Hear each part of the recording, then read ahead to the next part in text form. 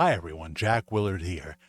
The title of our video, Shocking New Elvis Info. We are breaking new ground here. New source, new information. My new source is a male from Louisiana.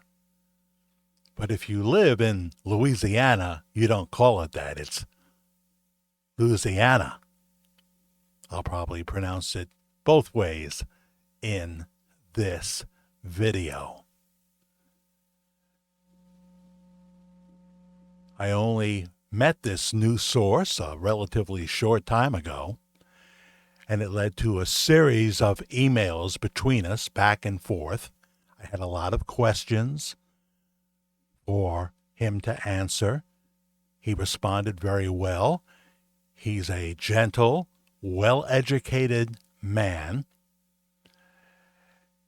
and sounds very credible.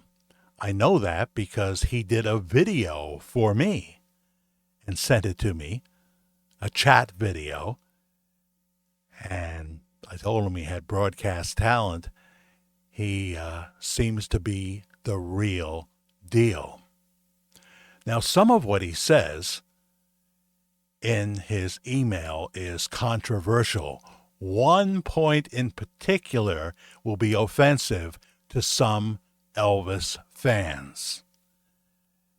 And I knew that when I read his letter, and there's been more letters since then, but when I read his long first letter, which is what we're going to look at, and I'm not going to read it all, I'm going to be careful what I say, but when I read his letter for the first time, I knew right away, oh boy, this will not be popular with some Elvis fans. So my initial thought was leave it out. Leave it out. Even though we're just speaking of possibilities, I always say I could be wrong about the whole thing, and any source that I quote could be wrong. This does not seem like he's a man who's trying to pull the wool over our eyes. The people who are quick to say Elvis is dead, Elvis didn't fake his death, no, that guy isn't Elvis, those people usually aren't as skillful in their defense. They're kind of easy to unmask. But this gentleman here seems like he's telling the truth. So we'll take a look at it. At the end of the video, I will tie up some loose ends, so don't go away. Watch the whole thing. I think it's worth it. I think it's worth it. We have talked in the past about a potentially using a wax dummy in the coffin. That's not what this man says. We have talked, quoting the Phil Aitchison report, about a helicopter pulling down into the backyard of Graceland shortly after the Elvis funeral and picking Elvis up and taking him to the airport where there was a private plane waiting. In this story, that doesn't happen immediately. That doesn't happen. It happens after a period of time. Elvis stayed in Graceland upstairs and apparently detoxed from pain medication, injectable legal pain medication, upstairs in his bedroom in Graceland, if this is accurate. So you decide, but we're going to give you most of what he wrote.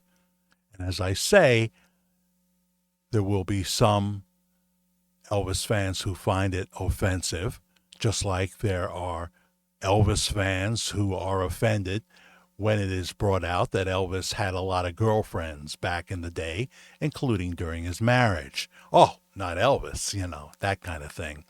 But we're not here to sugarcoat. We're here to take a look at what this gentleman has to say, and you decide.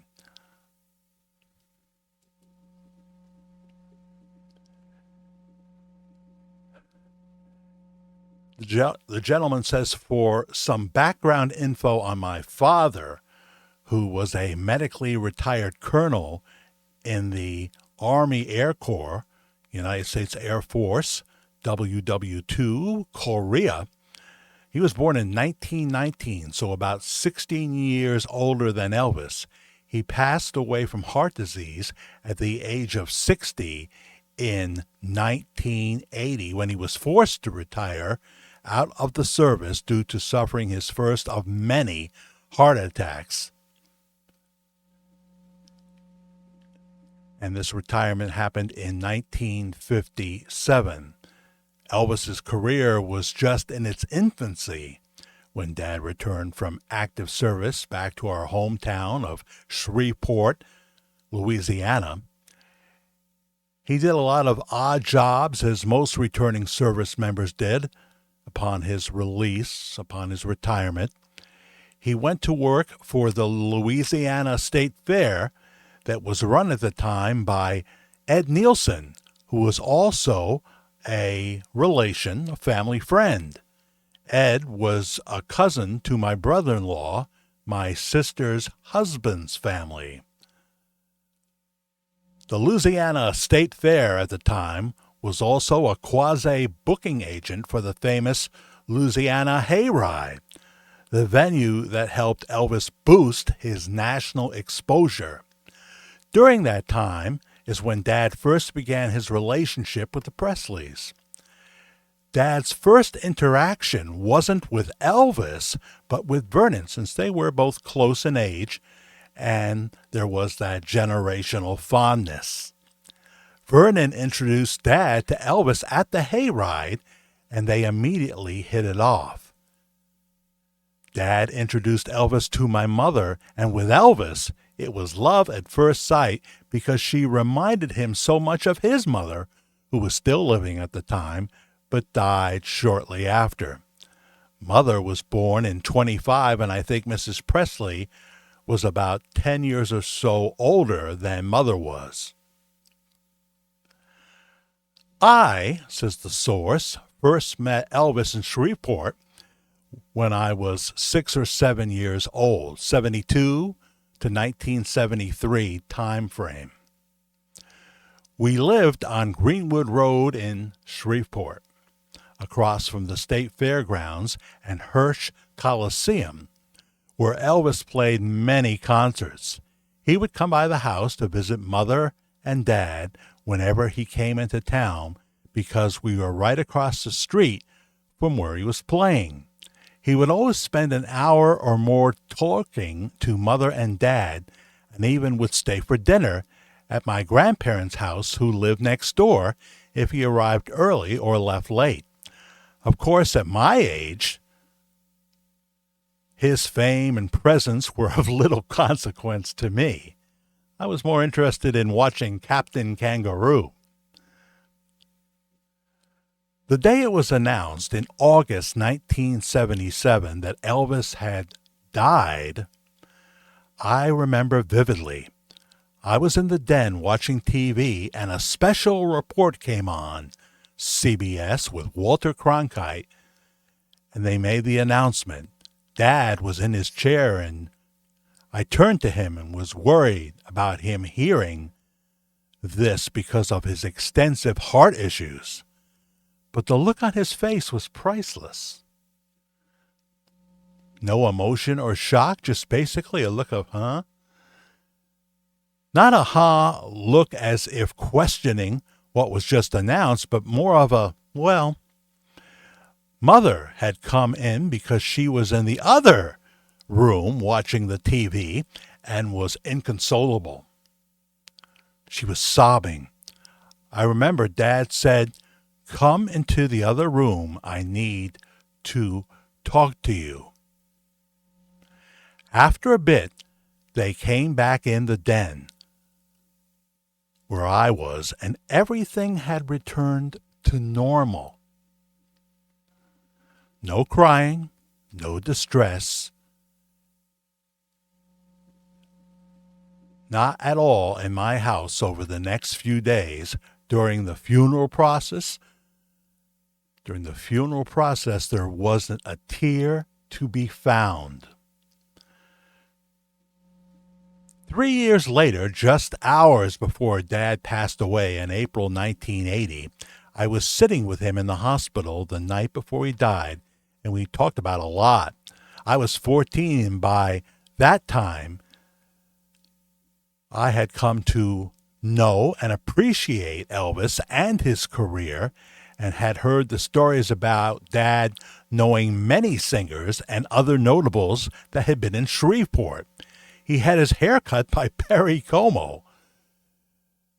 Perry did play on the hayride stage, but at the time his primary job was that of a barber at the old Washington Uri Hotel in downtown Shreveport. Slim Whitman worked as a mailman in Shreveport during his time on the hayride, and our house was on his route. Dad was close friends with Shreveport native Farron Young and his brother Cliff Young, who was an insurance agent in Shreveport at the time. Dad was also heavily involved in local and state politics at the time in the 60s and 70s, and was deeply rooted in the Italian community, even though he wasn't Italian. He was the only non-Italian member of the local, I love the name of the group, the Progressive Men's Club. Had a different meaning than what we call a progressive today, which consisted of all Italian members save him. Dad had been very good friends with New Orleans Mafia boss Don Carlos Marcello that ran Mafia operations in Louisiana, then for the Gambino family in New York. Dad was also years-long friends and worked for, at one time, Commissioner George W. D'Artos.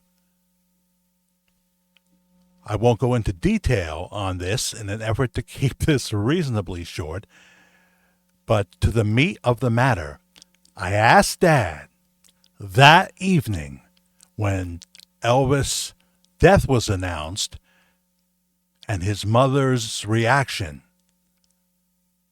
He wanted to know about it. Going back to that evening, he said, "Well, son, since I don't have long left, I'll be up front with you. Aaron is still alive." Dad never called him Elvis, but his middle name, Aaron with one R. I was always in on the plan.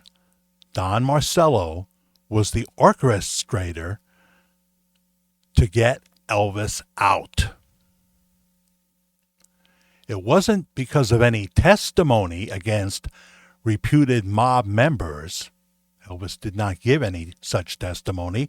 Another thing that is corrected here. It wasn't because of any testimony against reputed mob members. Elvis realized that the mob, which was still very powerful at the time, was his best chance of pulling it off.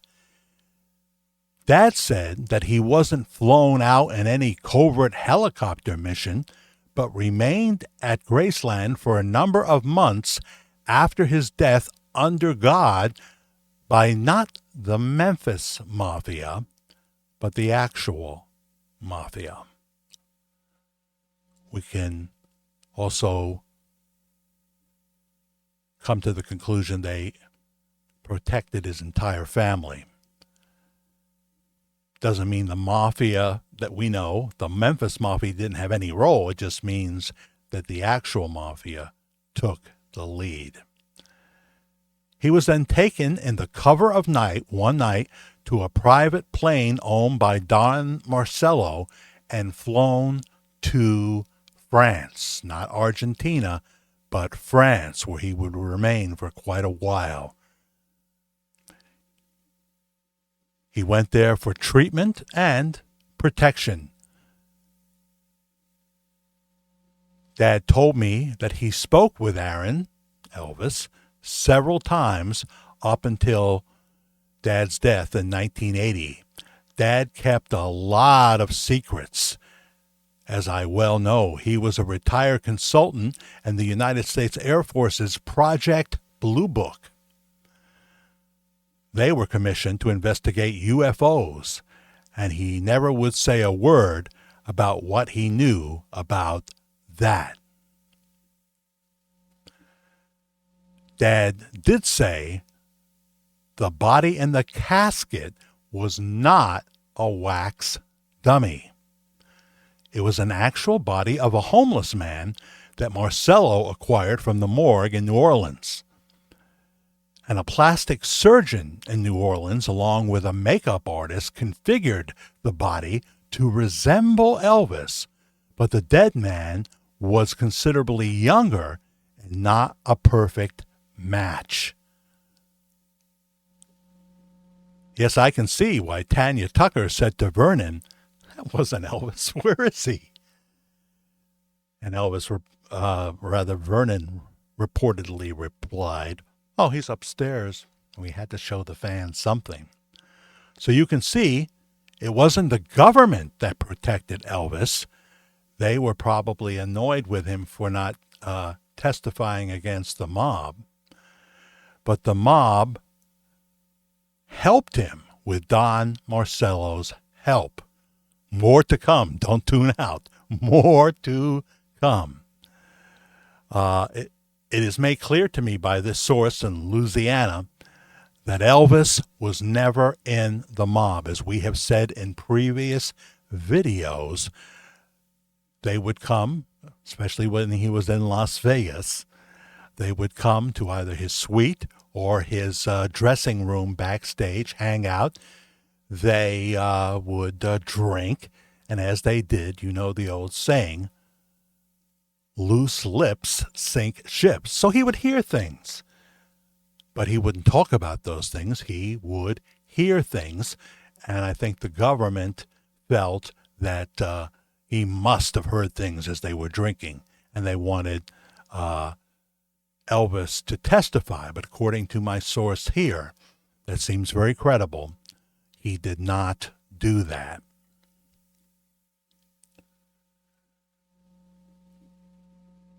Finally, in conclusion, I wanted to address a few things. After Dad died, like the old saying, time heals all wounds, much was pushed back into memory of the whole affair. Until a few months before Mother died, I had taken her to a local casino in Shreveport, Bossier. They have 5 operating casinos with nightly entertainment.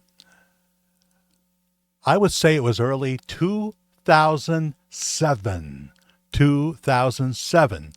probably January or February of 2007, because Mom died in June of that same year. She was a big slot player, just like Karen, and I had gotten her VIP tickets to an Elvis tribute artist who was playing, and we booked a table.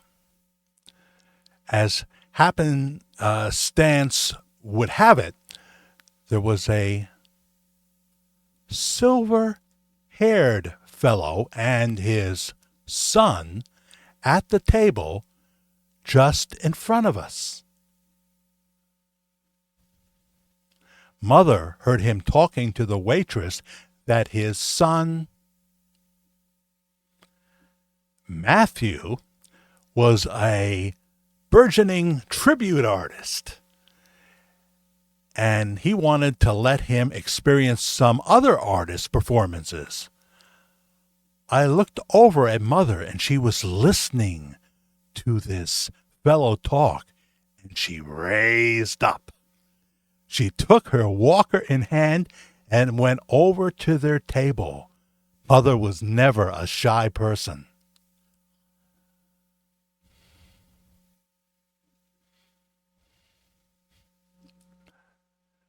She was slightly hard of hearing, so she leaned over to him and said, "Is that my sweet baby?" She used to call Elvis that when he would come to the house. And the gentleman moved her in closer and whispered in her ear, and they talked for a few minutes. And then she came back to the table where I was with tears in her eyes. I said, "Do you know him?" And Mother said, "Baby, that is Elvis."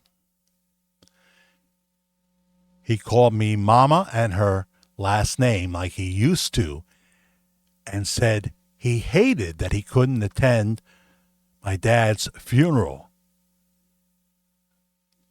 Mother said she would know that voice anywhere and never heard him sing live. Weird thing is that Elvis was the only person I've heard refer to my mother as Mama and her last name. Well, I just got up and introduced myself, and he vigorously shook my hand and gave me a hug and looked at me and said, "Nice to meet you. I'm Robert." What's another name for Robert? The eyes told the true story, because you know when you look at someone and they are telling you a story, if they want you to know different, there's a twinkle in their eyes. The twinkle was there.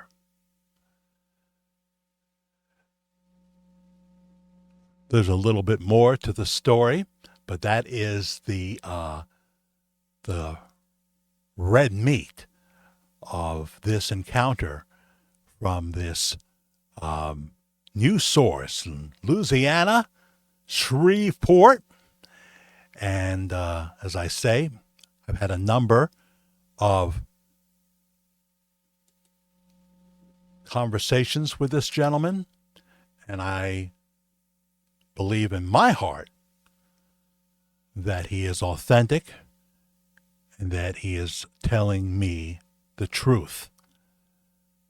It's always easy to spot someone when they're trying to put you on, but I didn't get that vibe at all from this gentleman. Let's tie up some loose ends.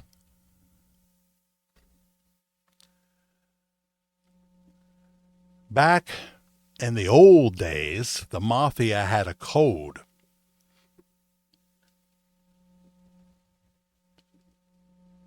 It wasn't what you would see in some movies or even The Sopranos.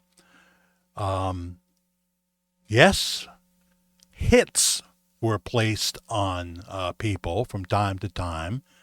My source says Carlos Marcello, as far as he knew, didn't kill anybody, but he ordered hits. The killings were only ordered against other Italians when absolutely necessary. No children were to be killed. Drugs were not part of the business back in the old days. It was gambling, prostitution, owning legitimate businesses. That was the focus of the Mafia back then. When John Gotti came along, he kind of changed things up, and he was not popular within the ranks of the Mafia. He was not popular. This is what my source says. Our local resident, Armand DeSante, about 8 miles from where I'm broadcasting from, did the original Gotti on HBO. And according to his list of upcoming projects, he will play Gotti one more time. He is now 75 years old, Armand DeSante. So we find that there's different things in this story. we find that the coffin did not have a wax dummy, but a homeless man that was placed there. I talked to my source a little bit about the body on the floor in Graceland. Who was that? Who was that? He's not sure the body was actually that of a dead man. I'm more sure of that, basing it on the Phil Aitchison report. Two paramedics said that wasn't Elvis.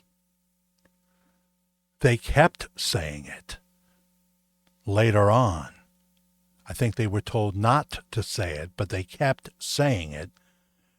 And the report that was given by Phil Aitchison, I'm not sure about Gail Brewer Giorgio, was that these paramedics, they disappeared. They disappeared. Or were found dead. For not keeping their mouth shut.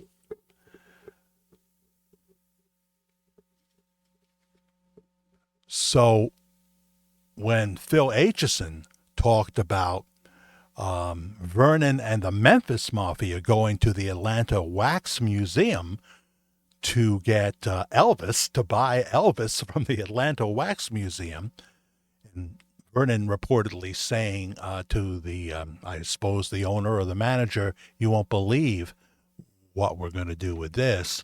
They may have simply brought it back and worked on it and said, this is just not going to work.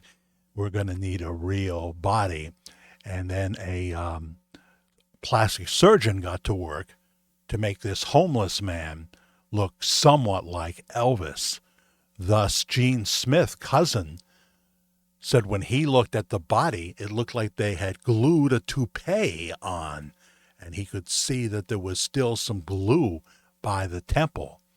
And it also, to him, could have been sweat. He wasn't sure. But corpses don't sweat. Wax does.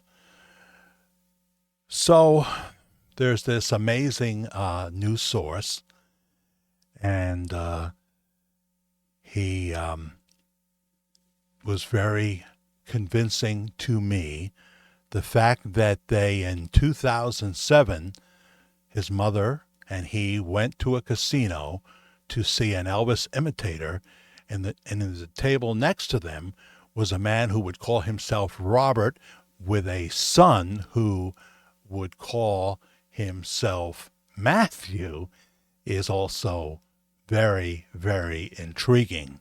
Now, as I talked to my source, because I talked about the two Bob Joyce theory, Robert Wayne Joyce, he agrees that those pictures, of course, are not Elvis, because Elvis was very active when Robert Wayne Joyce was marrying Willena in Texas, Willena Hattie, in 1975. So there's still gray area there in terms of Matt and Sabrina and what happened to Robert Wayne Joyce. People tell me this, people tell me that, but they don't necessarily give me any facts. They don't present any documentation as to what they are telling me.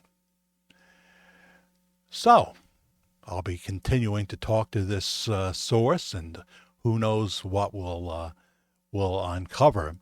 But I thought it was fascinating, and I didn't want to leave the part out of the Mafia connection. Again, the Mafia loved Elvis Presley just like all the rest of us.